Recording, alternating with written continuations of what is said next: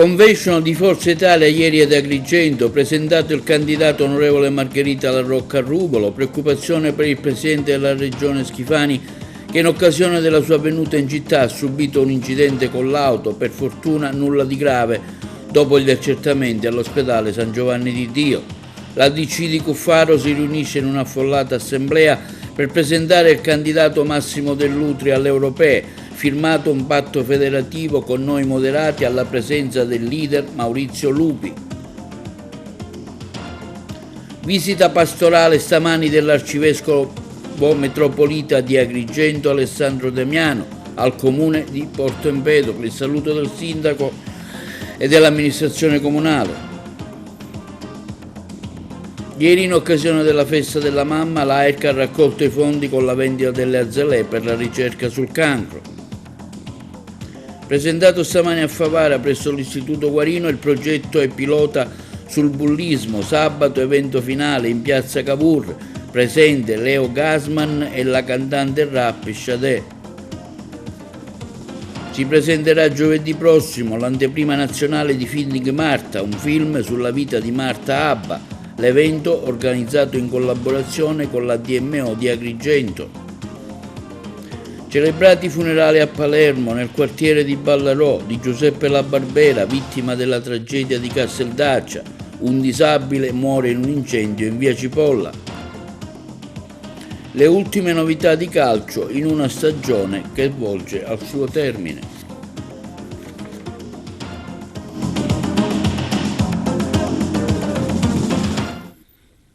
Buongiorno, benvenuti con l'appuntamento odierno del nostro telegiornale. Presentate ieri la candidatura dell'onorevole Margherita La Rocca Ruvolo alle prossime elezioni europee per Forza Italia.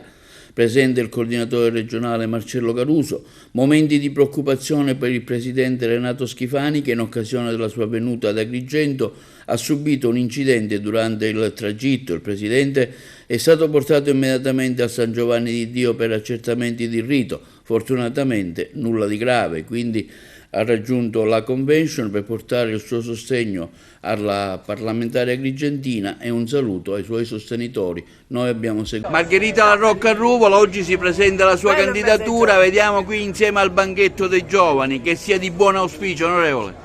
Sì, i giovani devo dire lo sono già stati di buon auspicio perché il partito è lievitato notevolmente in tutte le parti d'Italia con l'arrivo dei giovani. All'assemblea che abbiamo avuto e al congresso nazionale di gennaio era un dato tangibile vedere tantissimi giovani. Agrigento non è da meno e quindi alle mie spalle i ragazzi che si sono mobilitati ci hanno aiutato non solo per quanto riguarda i nuovi tesseramenti ma proprio per le adesioni dei giovani che abbiamo avuto, quindi un grazie a loro per il lavoro che stanno facendo. Grazie ragazzi, grazie mille. Anche lei ha deciso di scendere in campo per queste elezioni importantissime, queste europee. Ma più che deciso, io dico, sono una donna che fa politica da anni, faccio parte di una squadra, la squadra ha chiesto di candidarmi, l'ho fatto volentieri e devo dire lo ha fatto con me la collega Bernadette Grasso, siamo le due deputate all'Assemblea regionale siciliana che in questa tornata elettorale per le europee abbiamo accettato quello che il partito ci ha chiesto. Insomma. Una ragione in più per votare Forza Italia, oltre che lei ovviamente. Ma una ragione in più intanto perché Forza Italia sta mostrando a tutti di essere un partito moderato, di essere un partito europeista, ma che affonda le sue radici in quella che è la tradizione cristiana e quella che è la nostra cultura italiana. Portare questo in Europa significa non rinunciare a quelli che sono i nostri valori. Dall'altro lato la cosa importante in questa campagna elettorale, e credo che questo l'elettore lo coglie meglio di chiunque, è la possibilità di votare da chi vogliono essere rappresentati. Spesso sentiamo dire che vengono imposti i nomi dall'alto, spesso sentiamo dire che l'elettore non ha la libertà di espressione. Oggi e quindi l'8 e il 9 l'elettore questa possibilità ce l'ha, gli viene data, ha una matita per dire chi mi può rappresentare in Europa. È ovvio che il partito di Forza Italia ha e va portato con sé un programma importantissimo che riguarda tutti i settori, che va dall'agricoltura alla pesca al turismo passando per l'insularità. Questi sono i temi su cui bisogna lavorare, questi sono i temi che mi stanno particolarmente a cuore, difendere l'insularità e quindi le isole come centro del Mediterraneo non così tanto per dire, ma nella realtà dei fatti. Pensare a quella che è l'agricoltura e la pesca che sono state mortificate in questi anni e quindi avere capacità in Europa per difendere i nostri agricoltori, per difendere la pesca, per tutelarli ed evitare che ci siano a volte macigni che impediscano di fare reddito. Noi dobbiamo fare in modo che si possa con queste nostre peculiarità fare reddito e poi una serie di altre iniziative che vengono messe in campo. Non ultimo penso anche al discorso legato all'energia. La nostra isola è stata abbondantemente utilizzata per le energie alternative, cosa santa e buona e giusta, ma non può continuare ad essere depredata in questa maniera.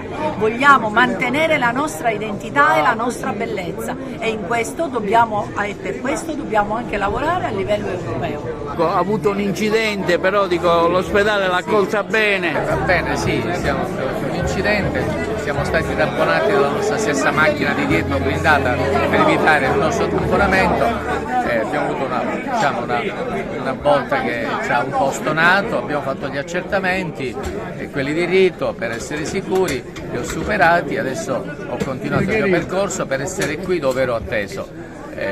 Non potevo mancare all'appuntamento di tanti amici di Agrigento che mi aspettavano. Agrigento è una città alla quale sono particolarmente legato, ho tanti amici e non volevo deluderli. Indubbiamente in questi casi la volontà ha superato il malessere.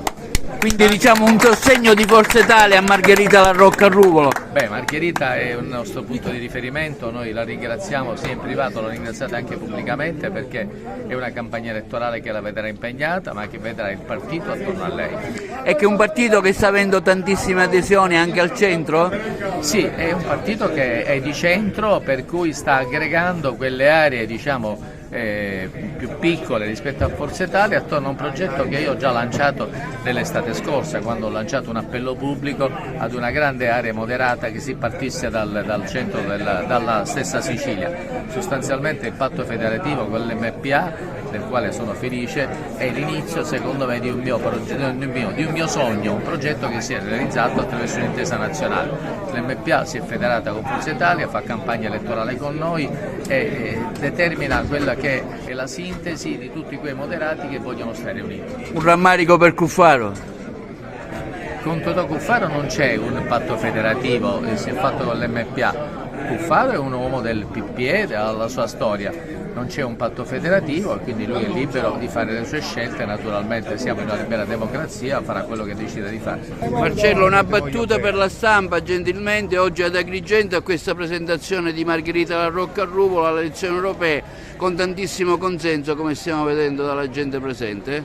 Beh sì, oggi iniziamo questa campagna elettorale, lo facciamo in un territorio straordinario come Agrigento e presentiamo una delle candidate che contribuiranno a formare la lista di Forza Italia, una candidata di alto profilo con grande spessore non soltanto politico ma anche amministrativo. Questo è il target che abbiamo voluto dare dei nostri candidati al fine di avere soggetti che possono poi interpretare i problemi del territorio e trasferirli anche a Bruxelles. Credo che Forza Italia oggi rappresenti il centro della politica e qui col mondo dei moderati vogliamo accompagnare la Sicilia e l'Italia per contare maggiormente in Europa. Stiamo vedendo diverse adesioni da parte di tanta gente, non solo qui di Agrigento, quindi segno di un partito che cresce al centro.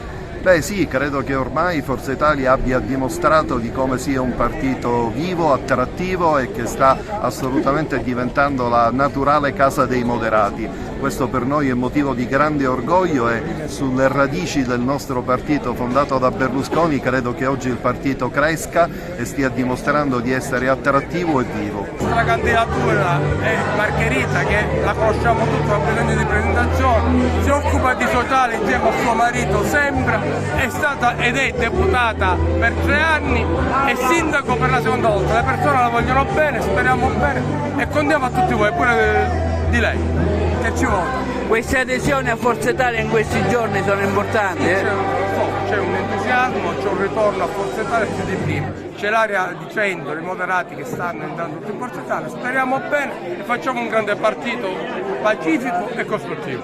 Ciao Riccardo!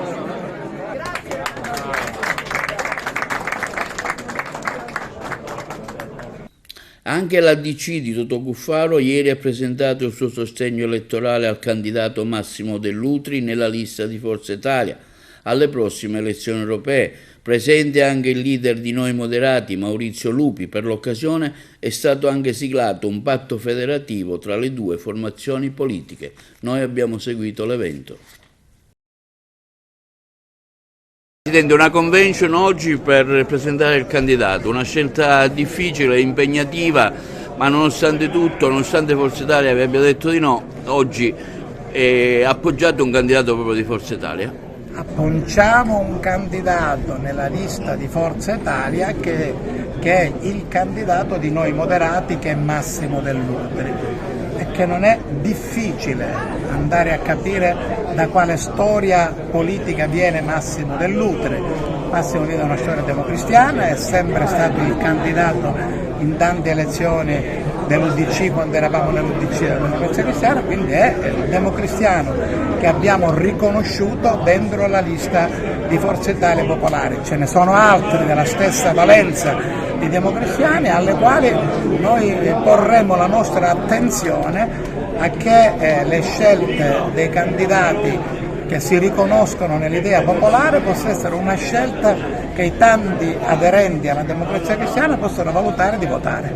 C'è stata anche una scelta verso Renzi, addirittura con l'offerta della candidatura a Marco Zambuto che ha rinunciato. Renzi aveva trovato la strada per fare un centro italiano che ci interessava moltissimo, aveva fatto questo partito che aveva chiamato Centro, aveva riempito i muri e tutto quello che riguarda la promozione cartellonistica spiegando che voleva fare il centro.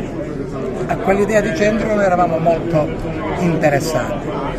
Quando Renzi, piuttosto che portare avanti questo progetto, ha pensato di fermarsi per guardare verso gli Stati Uniti d'Europa, che poco hanno a che fare con i valori che la Democrazia Cristiana voleva portare avanti. Quando abbiamo capito che più Europa, che era quello che stavano portando avanti le liste nella persona del loro segretario Maggi, pensava di issare come vessillo identitario la scelta abortistica piuttosto che la scelta di difendere la vita sin dal primo concepimento, bene, a quel punto né Marco Zambuto né la Democrazia Cristiana hanno voluto continuare quello che poteva essere soltanto, come dicono loro, una lista di scopo che nulla aveva a che fare con scelte di valori che sono della Democrazia Cristiana. È successo questo, mi dispiace, perché l'idea di centro che aveva brillantemente intuito Renzi oggi avrebbe potuto avere un grande risultato nel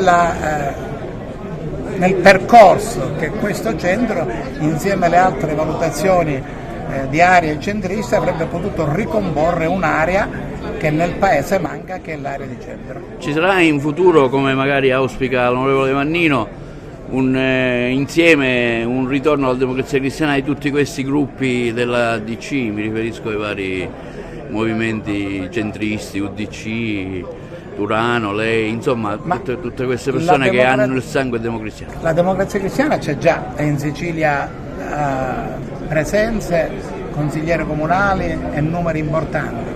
Abbiamo oltre 400 consiglieri comunali e più della metà sono donne.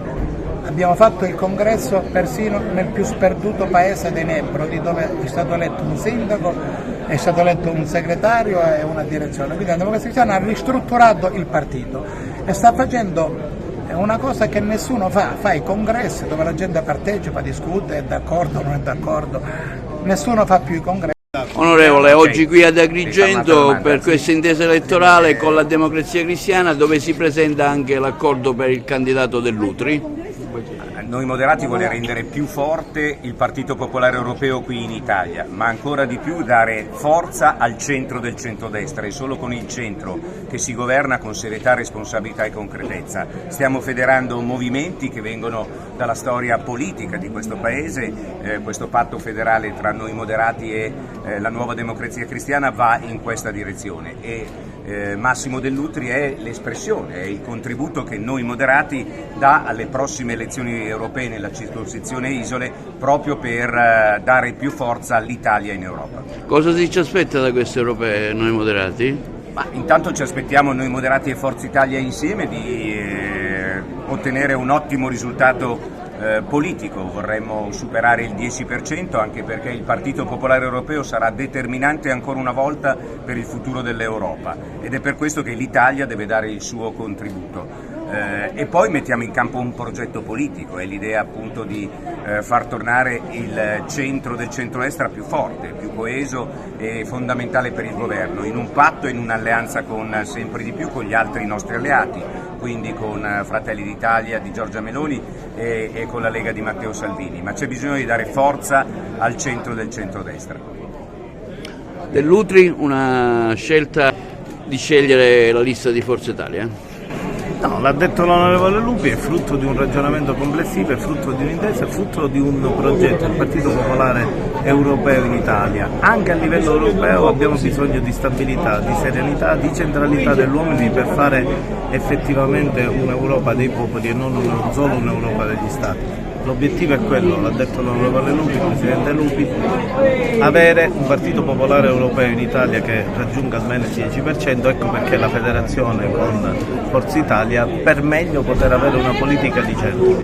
Sarà un lavoro impegnativo, Sicilia e Sardegna, insomma. Beh, però fa parte del gioco, è certamente un'esperienza impegnativa anche fisicamente, ma è certamente gratificante, basta vedere questo bagno di folla, già ne abbiamo fatti tanti altri nei giorni in cui è già iniziata la campagna elettorale, speriamo di poter proseguire così, è la cosa più bella, il rapporto con la gente, confrontarsi col proprio territorio, con le esigenze delle persone, lo stare insieme, lo ragionare, è la cosa più bella che ci possa essere. No, è un momento di democrazia, è un momento di sana politica. Siamo in tanti e siamo liberi e forti e lo stiamo dimostrando e siamo felici di firmare una federazione con Maurizio Lupi. È un primo tassello in cui tutti coloro che la pensano allo stesso modo tentano di stare insieme, quindi per questo grazie a Maurizio Lupi. Visita pastorale oggi del Vescovo Don Damiano al comune di Porto Empedocle, presenti le massime autorità comunali, ad accogliere il primo cittadino Calogero Martello e i dipendenti del comune. Buongiorno Vescovo, oggi una visita qui a Porto Empedocle al comune, è un momento sicuramente bello, interessante anche per le istituzioni che si incontrano, no? Sì, nella visita pastorale si bussa anche alla porta delle istituzioni, quelle istituzioni con cui insomma, abbiamo interessi in comune. Quali interessi? No? Il bene comune e la passione per l'uomo. Sono due temi importanti, impegnativi e penso che anche trovare alleanze da questo punto di vista tra Chiesa, comunità ecclesiale, comunità civica, amministrazione comunale può essere un valore aggiunto a servizio, Papa Francesco direbbe, del popolo santo di Dio, a servizio dei cittadini tutti, insomma.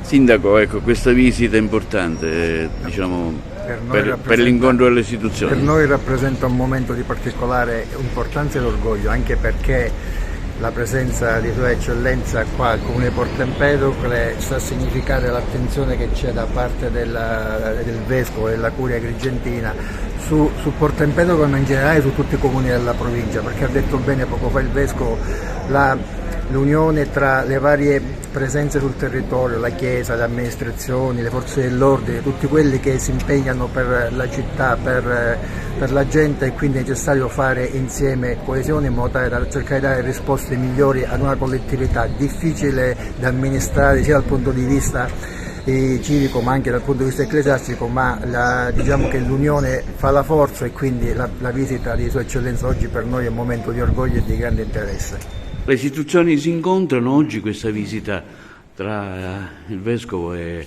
il Sindaco di Porto Empedocle ha un significato ovviamente. Sì, è importante che le istituzioni religiose incontrano le istituzioni civili, d'altronde sono degli interessi che ci accomunano per molti punti di vista, no? Perché entrambi cerchiamo di conseguire quello che è il bene per l'uomo, il bene comune. Ed è importante che entrambe le istituzioni all'interno di una comunità collaborino e lavorino insieme in sinergia naturalmente, ma sempre per il bene della comunità, che è il bene supremo poi alla fine. C'è una voglia anche di cristianità anche nel rapporto tra la Chiesa e le istituzioni civiche?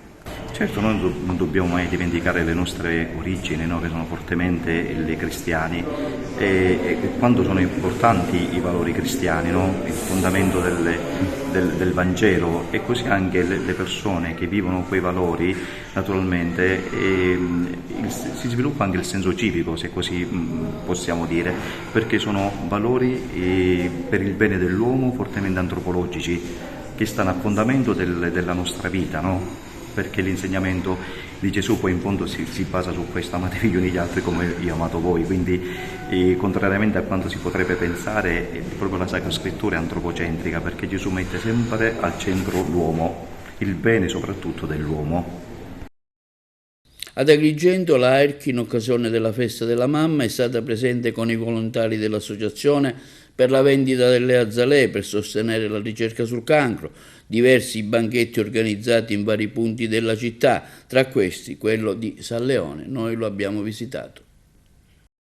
Oggi è la giornata della mamma e l'AIRC vende le azalee anche per una raccolta fondi sull'AIRC, e come questa iniziativa oggi è presente non solo qui a Viale Viareggio a San Leone, ma in diversi punti di Agrigento. Sì, oggi siamo presenti ad Agrigento in 4 piazze, Piazza Cavour, ormai da decenni presente appunto in città, poi siamo qui noi al lungomare Falcone Borsellino, e poi ci sono altri volontari nelle 2 chiese di San Gregorio e di Santa Rosa. È un momento importante per tutti noi volontari dell'AIRC, perché ci incontriamo ogni anno in occasione della festa della mamma per appunto offrire queste azalee che vengono destinate proprio ai fondi, alla raccolta fondi per la ricerca dei tumori femminili in modo particolare, quindi soprattutto per noi donne veramente un momento di grande rilevanza, di grande importanza. Ecco, leggo lo slogan: rendiamo il cancro sempre più curabile. Negli anni c'è stata un'evoluzione nella ricerca per cercare di mitigare e curare, far uscire magari più donne possibile, non solo, anche uomini, da questa malattia. Sì, devo dire che sono stati tantissimi risultati proprio anche grazie alle ricerche finanziate da AIRC, perché appunto queste offerte che vengono raccolte vengono destinate appunto ai progetti di ricerca dei giovani ricercatori, e AIRC tra l'altro ha il compito anche di divulgare, educare e promuovere appunto la sua ricerca nelle scuole. Devo dire che questa è un'attività anche molto importante, perché proprio si fa conoscere ai giovani che frequentano ancora le scuole quali possono essere anche sbocchi professionali in questo senso, proprio nell'ambito della ricerca. L'AIRC, ricordiamolo, che è un'associazione di volontari, quindi chi vuole può dare indipendentemente il suo contributo anche al lavoro dell'AIRC, no? Sì, siamo in tanti, tra l'altro ogni anno abbiamo anche la presenza di giovani, e qui oggi abbiamo appunto 3 ragazze che ci aiutano nella distribuzione delle azalee. Devo dire che è sempre molto gradita la presenza dei ragazzi, dei giovani. Come sta andando, ecco, queste prime ore di raccolta? Raccontateci della vostra esperienza. Cominciamo con Claudia. Tutto bene, sono venute molte persone, abbiamo venduto molte piantine, quindi speriamo vada così tutta la giornata. Gaia, ecco, dimmi qualcosa. È una bella esperienza, anche formativa, fare comunque del bene, perché alla fine raccogliamo soldi per una causa giusta. Il tuo nome? Veronica. Sì, sono d'accordo con Gaia, è una bella esperienza, è importante anche tramite queste piccole piantine di informazione che si dà alle persone. E anche a Favara è fiorita l'azalea della ricerca, ce ne parla il collega Giuseppe Moscato. Favara è una delle tante piazze d'Italia dove oggi è fiorita l'azalea, il fiore della ricerca di AIRC, l'associazione italiana ricerca sul cancro. E a Favara AIRC vuol dire centro Guttuso. Anche quest'anno le volontarie del centro si sono prodigate per la raccolta dei fondi di questa importante struttura sovranazionale, ovvero l'AIRC, per la ricerca in favore di tutti. E poi, considerato che oggi è anche la festa della mamma, c'è un motivo in più per avere l'azalea della ricerca. Oggi volontari del centro Guttuso siamo qui in piazza Kennedy per il consueto appuntamento Festa della mamma, azalea della ricerca. Noi del centro Guttuso è ormai da 30 anni che scendiamo in piazza proprio perché crediamo nella ricerca, nel valore della ricerca, nell'importanza della ricerca, e penso che dovrebbe essere una cosa comune a tutti questo sentimento, alle istituzioni, alle forze politiche, ai semplici cittadini, e devo dire che i semplici cittadini di Favara hanno una sensibilità grandissima che rende veramente orgogliosi i favaresi. Stamattina sono arrivate le azalee alle 7:30, alle 9:30 avevamo una marea di gente, tanto che alle 10 le azalee erano già finite. Ecco, noi siamo veramente orgogliosi di far parte dell'AIRC, perché l'AIRC promuove la ricerca, supporta la ricerca e soprattutto dà anche notizie su quanto riguarda le novità dal punto di vista medico, anche l'alimentazione, praticamente dà supporto a tutto. L'AIRC è un'associazione italiana ricerca cancro, un'associazione che cura la salute dei nostri cittadini, e quindi essere qua oggi non è un dovere, è un piacere ed è motivo d'orgoglio esserci. E sempre a Favara è stato presentato oggi presso l'Istituto Guarino il progetto pilota per la prevenzione del bullismo e del cyberbullismo nella regione siciliana, l'evento finale in piazza Cavour sabato con Leo Gasman nella cantante rap Sade. Oggi qui a Favara presso l'Istituto Guarino la presentazione ufficiale di concorso 1 Nessuno 100 Giga, un'iniziativa molto particolare, ecco, ce la spiega la dirigente scolastica. Sì, è un'iniziativa estremamente articolata e complessa che ha avuto luogo in tutta la Sicilia grazie a questo finanziamento importante che ha permesso all'ufficio scolastico regionale di elaborare un percorso formativo assoggettato poi ai 9 CTS.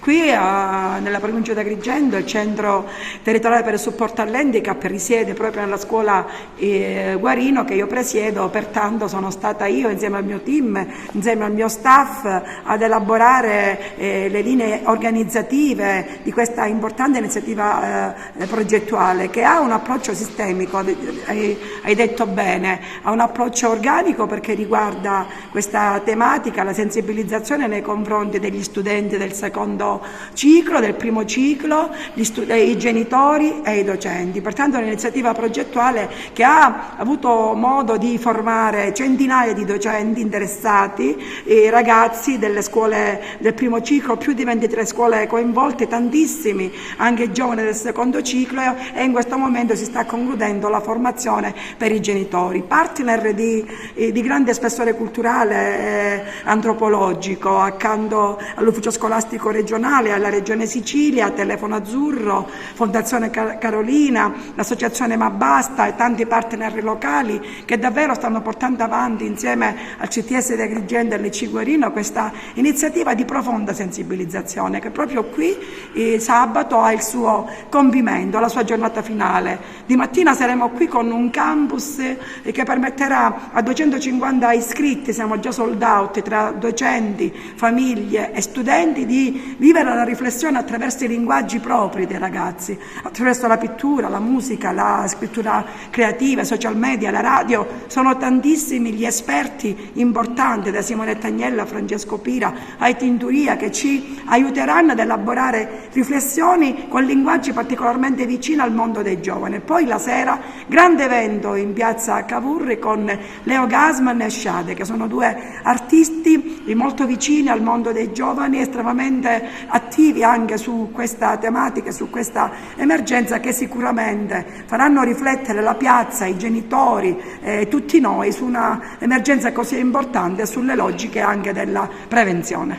È stato, diciamo, un anno significativo per il vostro istituto, che lei dirige con tantissime attività e con un brevissimo bilancio.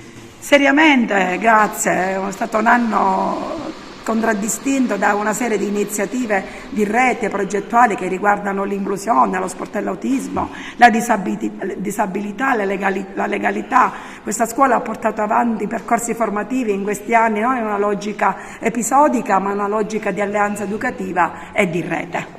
Linea alla regia per la pubblicità. Ultimo saluto a Giuseppe La Barbera, operaio morto nella tragedia di Casteldaccia, saracinesche chiuse nel quartiere di Ballarò in segno di lutto. La corrispondenza da Palermo. La chiesa del Carmine a Ballarò gremita di parenti ed amici per l'ultimo saluto a Giuseppe La Barbera, l'operaio più giovane, 28 anni, morto nella strage di Casteldaccia. A portare il feretro in spalla i suoi colleghi, gli operai dell'AMAP. Hanno preso parte alle esequie anche il sindaco di Palermo, Roberto Lagalla, il primo cittadino di Casteldaccia, Giovanni Di Giacinto, e il presidente dell'AMAP, Alessandro Di Martino. Il parroco Pietro Leta, nella sua amelia, ha attaccato la politica.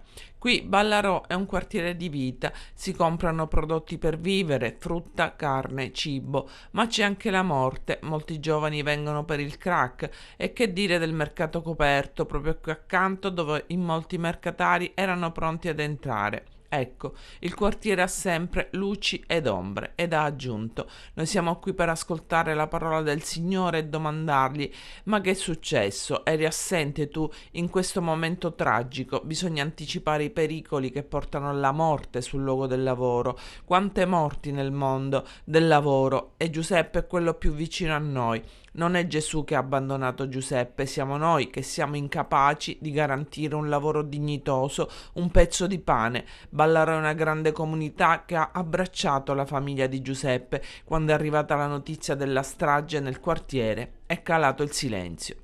Sul fronte delle indagini sono attese le relazioni su tutte le autopsie e gli inquirenti potrebbero decidere di iscrivere altre persone nel registro degli indagati, oltre a Nicolò Di Salvo, titolare dell'impresa per cui lavoravano 3 degli operai morti. E giovedì 16 maggio alle ore 21 al Pirandello di Agrigento si terrà l'anteprima nazionale di Feeding Marta, un film sulla musa di Pirandello del regista Lorenzo Daniele, prodotto da Fine Arte Production con il sostegno della regione siciliana. Seguiamo le interviste a Marco Gallo e al regista. Ma proiettare questo film ad Agrigento penso sia molto importante, perché negli anni si è parlato abbastanza poco di Marta Abba, che è la musa ispiratrice di Luigi Pirandello, e insieme alla DMO, il distretto turistico Valle dei Templi, e insieme all'amministratore Fabrizio Lagaipa abbiamo sempre cercato di promuovere il territorio attraverso anche il linguaggio del cinema. Lo facciamo con il Festival del Cinema, lo facciamo anche con proiezioni come queste. Non poteva esserci scenario migliore che quello del Teatro Pirandello, sia perché il film è stato girato anche lì, e poi perché appunto si racconta un pezzo di storia del noto scrittore agrigentino, e quindi siamo ben contenti di portare anche il cinema all'interno del teatro. Questo è un momento dove si parla tanto di capitale della cultura, e quindi penso che il pubblico possa scoprire una storia molto intensa che negli anni non è mai stata raccontata, o almeno sotto un lungometraggio, e lo fa il regista Lorenzo Daniele, con cui faremo questo talk il 16 maggio alle ore 21. Ci sarà la proiezione e poi il talk con il regista e gli attori. Ingresso libero fino ad esaurimento posti, quindi siamo contenti di portare questo film, la prima nazionale di questo film, ad Agrigento. per il pubblico della città ma anche di tutta la provincia. Finding Martha, un film sulla musa di Pirandello, non è semplicemente un film biografico. È il tentativo di dar voce a colei che ha avuto un ruolo fondamentale nella produzione teatrale di Luigi Pirandello, ovvero Martha Abba. Questo film mette in luce le dinamiche della relazione artistica e personale tra il Nobel siciliano e l'attrice milanese, raccogliendo la testimonianza degli esperti del settore che, a partire dalla metà degli anni '80, hanno studiato il loro corposo carteggio. Il film è dunque un viaggio tra la Sicilia, Roma e l'Università di Princeton nel New Jersey. Un viaggio che avrà come protagonista un'altra attrice, questa però dei giorni nostri, Margherita Peluso, che cercando Marta in effetti cercherà se stessa. In sintonia con il distretto turistico Valle dei Templi abbiamo deciso di presentare il docufilm in anteprima nazionale nella città natale del grande drammaturgo, Agrigento, che è stata anche una delle location del film e che sarà nel 2025 la capitale italiana della cultura. Vi aspetto dunque assieme alla crew artistica del film il prossimo 16 maggio al Teatro Luigi Pirandello di Agrigento. Un disabile di 57 anni è morto in un incendio avvenuto a Palermo in via Cipolla. Le fiamme hanno distrutto l'appartamento sito al 6° piano. Intervenuti immediatamente i vigili del fuoco che hanno impiegato diverse ore per spegnere l'incendio. La corrispondenza da Palermo. Un uomo di 57 anni è morto in un incendio divampato in un palazzo di via Michele Cipolla, vicino alla stazione centrale di Palermo. Secondo una prima ricostruzione, la vittima si trovava sul letto dal quale era impossibilitato ad alzarsi a causa delle sue condizioni fisiche. Nell'appartamento al momento del rogo c'era l'anziana madre 87enne che è stata messa in salvo dai vigili del fuoco che erano stati avvertiti da una telefonata dei vicini. La donna dormiva in un'altra stanza e non si sarebbe accorta delle fiamme. L'incendio ha distrutto l'appartamento al 6° piano, l'edificio è stato evacuato e i vigili del fuoco hanno impiegato ore per spegnere le fiamme. Dopo aver raggiunto l'appartamento, i vigili del fuoco sono riusciti a salvare la donna che si trovava in una stanza vicino alla porta d'ingresso, ma durante le operazioni di spegnimento è stato ritrovato il corpo senza vita dell'uomo che si trovava invece nella sua stanza. Alle 2 di notte io sentivo, aprendo poi nella terrazza, c'era questo fumo che poi il cattivo odore che c'era, infatti poi ci siamo allarmati e siamo presi tutti di paura, è ovvio. È stato un bel po' comunque. Cosa avete sentito? Un incendio terribile, vedevamo tutto il fuoco, fumo, insomma i vigili del fuoco non riuscivano a spegnere. Avete sentito un boato proprio? Un boato fortissimo, sì. Però non sapevo che c'era qualche vittima, non lo sapevamo, si è scoperto dopo. Bioetica, giovani e stili di vita, confronto a scuola, intervista al sociologo agrigentino Francesco Pira, docente all'Università di Messina. La corrispondenza da Messina. Lo stile di vita dei nostri giovani, oggi si parla di salute, in questo momento di confronto è fortemente caratterizzato, no, dall'utilizzo dei telefoni cellulari, dei social. Quanto incide questo? Quanto può essere negativo? Noi dovremmo ribaltare il concetto, cioè pensare che sono strumenti che possono essere usati per migliorare la qualità della nostra vita e non per rovinarla. Purtroppo i dati ci dicono che in questa vita on life, perché ormai è per buona parte sulla rete, noi pensiamo più a situazioni di devianze che non invece alle grandi potenzialità. I social network sono nati proprio per cercare di socializzare e la generazione Z, che è una generazione fragile, uscita fuori dalla pandemia con tante fragilità in più, ha bisogno di ritrovare un nuovo umanesimo, ha bisogno di percorrere delle strade dove la parola etica non può essere dimenticata, ed è questo un po' il senso di questa giornata organizzata all'Istituto di Bioetica, in cui si parla anche di contesti sociologici, appunto di quello che rappresenta dal punto di vista dell'impatto sulla rete questa nuova vita dei ragazzi, degli adolescenti, ma anche dei preadolescenti, perché il vetrinizzare il proprio corpo poi può portare per esempio all'anoressia per cercare di imitare le youtuber, le tiktoker, e questo è una cosa su cui dobbiamo realmente ragionare e affrontare anche da studiosi. Penso per esempio a tutta la questione gender fluid. Oggi noi stiamo sottovalutando, gli stessi genitori stanno valutando. Quando oggi un adolescente ti dice che conta il corpo e non di chi è il corpo, quindi può essere di qualunque sesso, questo ci deve far capire che sono cambiati codici, linguaggi, abitudini. Abbiamo bisogno di capire che cosa ci chiedono i nostri figli, qual è l'ascolto che pretendono, e l'adulto non deve essere mai in una situazione giudicante, ma deve essere invece proprio in una posizione di ascolto. La migliore comunicazione nasce quando c'è un ascolto molto vivo. È auspicabile un intervento istituzionale che possa regolamentare l'uso della rete, dei social?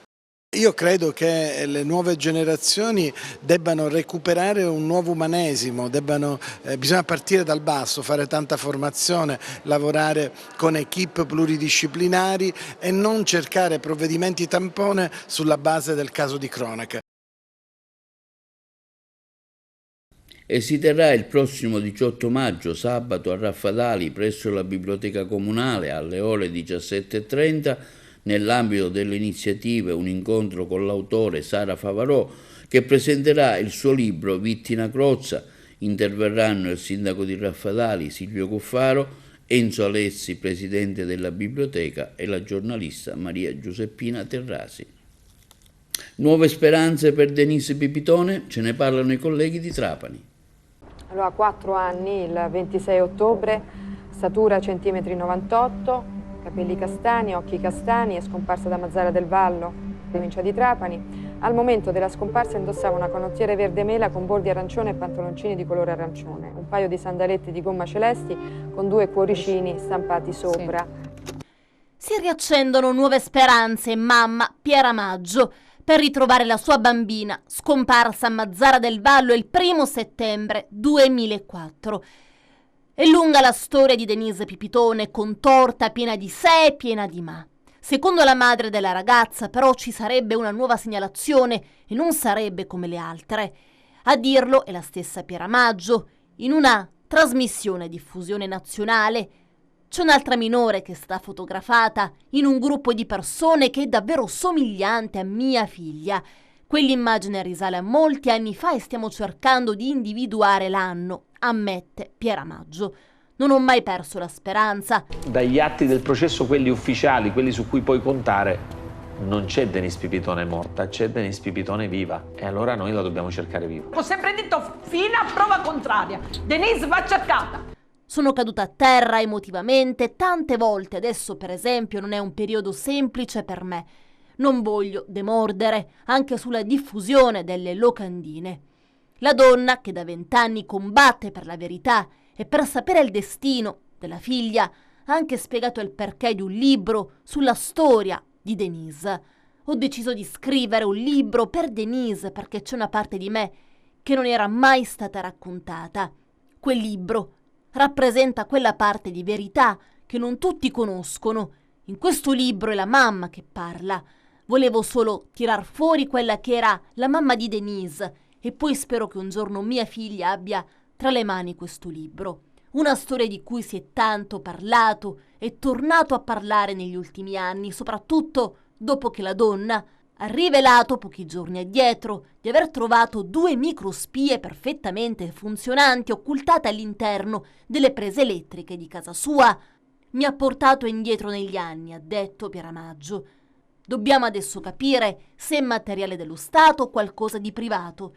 Erano calde e ancora collegate alla corrente elettrica.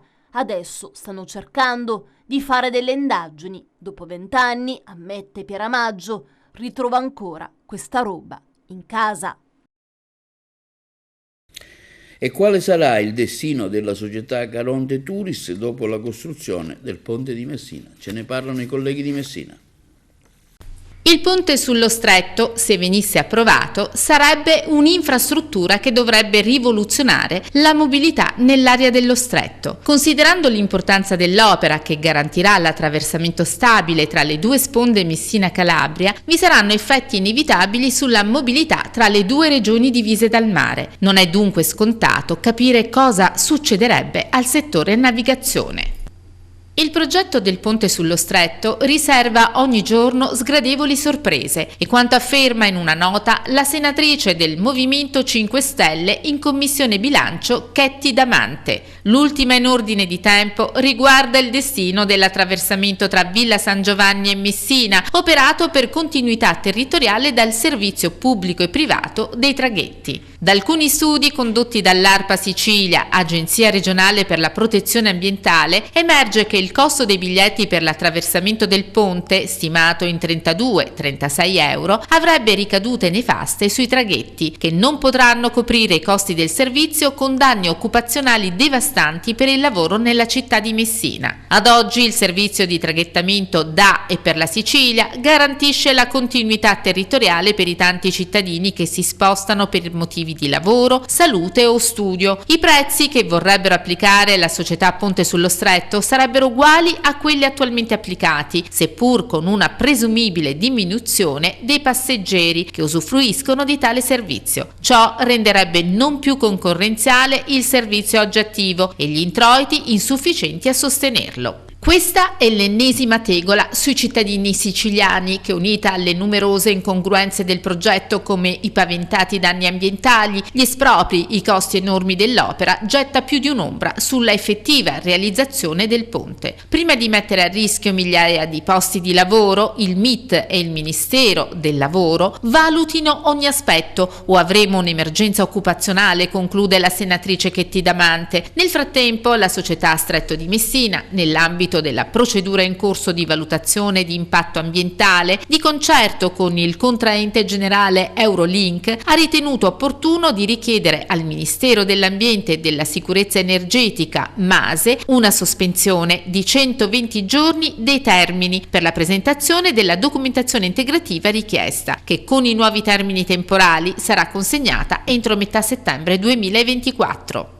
La decisione, spiega l'amministratore delegato dello Stretto di Messina Pietro Ciucci, è motivata dalla eccezionale rilevanza dell'opera e riflette la volontà e il massimo impegno della società nel fornire puntuali ed esaurienti risposte alle richieste di integrazioni e chiarimenti sugli elaborati tecnici del progetto definitivo del ponte sullo Stretto di Messina, presentate dalla Commissione Via e VAS del MASE. Alcuni approfondimenti prevedono indagini di campo come ulteriori rilievi faunistici terrestri, batimetrici e subacquei, ai quali la società intende dedicare la massima attenzione, utilizzando pienamente i tempi consentiti dalla normativa. Sentiamo ora le ultime novità sugli scampoli del campionato di calcio, servizio del collega Carmelo Lentini. Sarà Siracusa-Reggina domenica prossima al De Simone la finale play-off del girone I della Serie D. Il Siracusa infatti, come da pronostico, ha superato per 3-0 la Cireale. In gol Maggio, Alma e Forchignone. La Reggina, da parte sua, ha espugnato il campo della Vibonese che aveva a suo favore il doppio risultato. Un gol di Barillà ha assegnato il successo alla formazione Reggini, che giocherà la finale sul campo del Siracusa. La vincente della finale potrà solo sperare nel ripescaggio in caso di posti vacanti in Serie C.